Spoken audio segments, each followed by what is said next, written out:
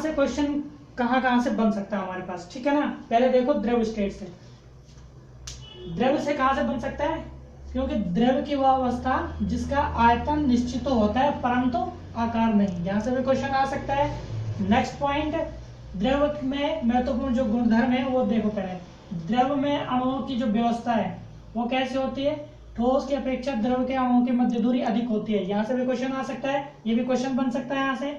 Next संपीड़ित है, इसकी जो कंप्रेसिबिलिटी है वो क्या होती है, कम होती है, द्रव की कंप्रेसिबिलिटी कम होती है।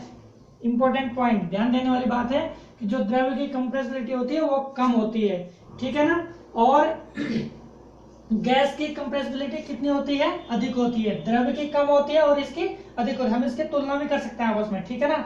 और यही यहाँ पर इंपॉर्टेंट क्वेश्चन है, ठीक है ना, यहाँ ध्यान देने वाली बात है, गैस की कंप्रेसिबिलिटी अधिक होती है और द्रव की कंप्रेसिबिलिटी कम होती है। क्वेश्चन आ सकता है यहाँ दोनों तरीके से पूछा जा सकता है, ठीक है ना। और दूसरा यहाँ पे देखो प्रसरण, अगर गैस और द्रव के लिए प्रसरण पूछा जाए तो दोनों में इसकी अधिक होती है, इसमें भी अधिक प्रसार होता है, इसमें भी अधिक प्रसार होता है। ये यहाँ पर इसका क्वेश्चन आप मतलब यहाँ पे इस टाइप के क्वेश्चन बन सकते हैं, जैसे कि गैस के अणु तीव्र गतिशील होते हैं, यहाँ पे देखो द्रव में जो अणुओं की जो व्यवस्था है वो मध्य दूरी अधिक होती है और गैस के अणु की व्यवस्था क्या होती है, उसकी जो वेग जो उसकी जो वेलोसिटी है वो क्या है, गतिशील होती है, ठीक है ना। तो यहाँ पर इस टाइप के क्वेश्चन बन सकते हैं, आप लोग इसको नोट कीजिए। चलिए हम नेक्स्ट पॉइंट पे चलते हैं। हमारे पास जो आगे का जो टॉपिक है वो है पदार्थ का अवस्था परिवर्तन। अब पदार्थ का अवस्था जो परिवर्तन है वो कैसे होना है, अवस्था परिवर्तन जैसे कि गलन एवं गलनांक, हिमीकरण एवं हिमांक, ठीक है ना, क्वथन क्वथनांक। अब हम इसके बारे में चर्चा करेंगे, ठीक है ना।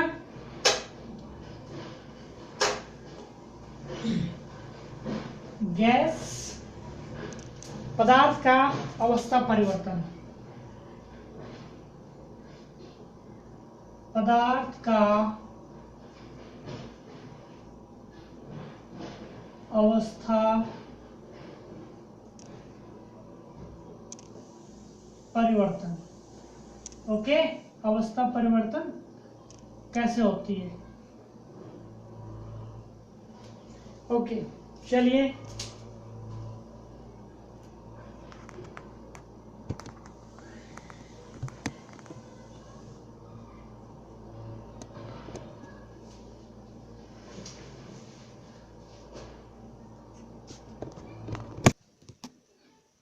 देखिए बच्चों, यहाँ पे देखिए पदार्थ का अवस्था परिवर्तन, ठीक है ना, पदार्थ का अवस्था परिवर्तन कैसे होता है, इसमें क्या क्या पॉइंट्स है।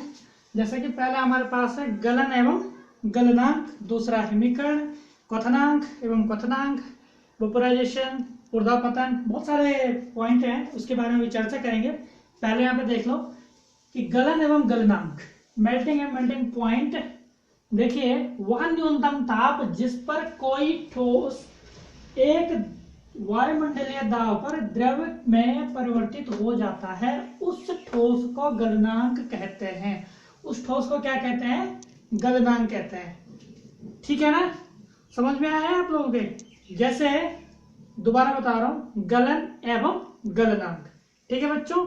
किसी ठोस को ऊष्मा देते रहने पर एक ऐसी स्थिति आ जाती है जब ऊष्मा में वृद्धि करने पर, जब ऊष्मा में वृद्धि करने पर तापमान अपरिवर्तित रहता है, ठीक है। क्या कह रहे हैं, जब ऊष्मा में क्या कहते हैं, जब ऊष्मा में वृद्धि करें तो उसका तापमान क्या हो जाता है, अपरिवर्तित हो रहता है तथा ठोस द्रव में परिवर्तित होने लगता है। ठोस क्या होता है, द्रव की अवस्था में क्या होता है, परिवर्तित होने लगता है। तो ठोस के द्रव में परिवर्तित होने की क्रिया को हम क्या कहते हैं, गलनांक कहते हैं। क्या कहते हैं, जब ठोस द्रव में परिवर्तित होने लगता है तो उस प्रक्रिया को हम क्या कहते हैं, उस प्रक्रिया को हम क्या कहते हैं, गलन कहते हैं, ठीक है ना।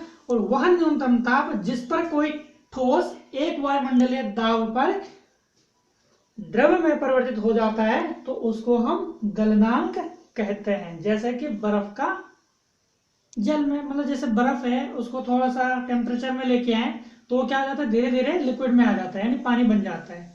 जैसे कोई आइसक्रीम है, ठीक है ना, आइसक्रीम को थोड़ा सा तापमान के उष्मा में थोड़ा सा उसको हीट के रिस्पेक्ट मतलब उष्मा दिया जाए तो वो क्या हो जाती है, धीरे धीरे द्रव की ओर परिवर्तित होने लगती है। तो यानी इसको कहते हैं गलन एवं गलनांक।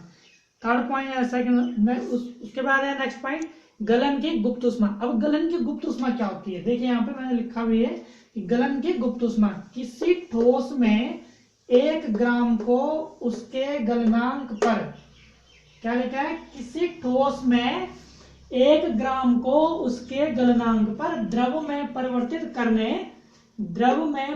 करने के लिए आवश्यक उष्मा की मात्रा उस ठोस की गलन की गुप्त उष्मा कहलाती है। देखिए यहाँ पे किसी ठोस में, देखो कोई ठोस है, अगर उसका 1 ग्राम लिया जाए तो उसके गलनांक पर द्रव में परिवर्तित करने के लिए आवश्यक उष्मा की मात्रा, किसकी आवश्यकता, उष्मा की मात्रा उस ठोस की गलन की गुप्त उष्मा कहलाती है। ठीक है, ओके, समझ में आ गया होगा।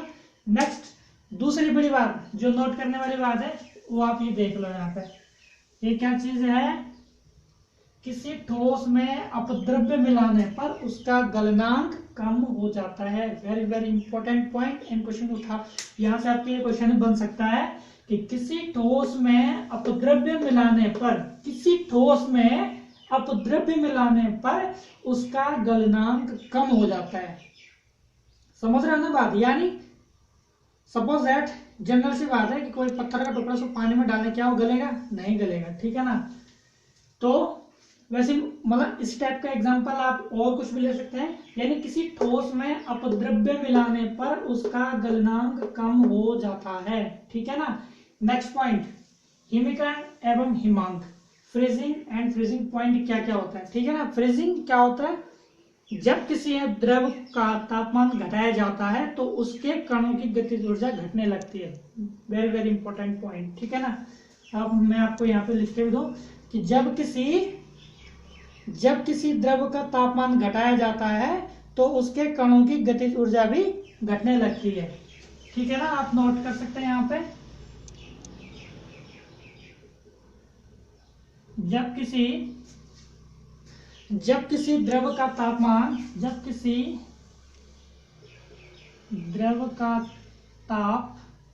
क्या किया जाता है, द्रव का ताप घटाया जाता है, द्रव का ताप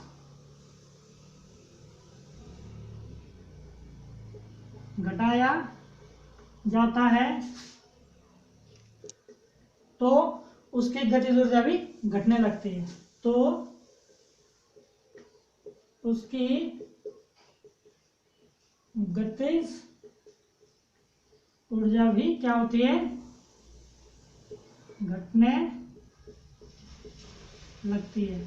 इंपॉर्टेंट पॉइंट है, क्वेश्चन बन सकता है यहाँ से कि यदि हम किसी द्रव का ताप घटाते हैं तो उसके गतिज ऊर्जा में क्या होगा, उसकी गतिज ऊर्जा क्या होगा, बढ़ेगा, घटेगा, बराबर होगा, ठीक है ना। क्वेश्चन बन सकता है यहाँ से, वेरी वेरी इंपॉर्टेंट पॉइंट।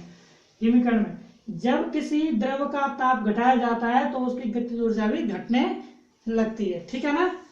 क्यों घटने लगती है, क्योंकि गतिज ऊर्जा क्योंकि एक निश्चित ताप पर उससे नीचे इन कणों के जो मध्य अंतराण्विक जो आकर्षण बल होता है वो क्या होता है, प्रबल होने लगते हैं,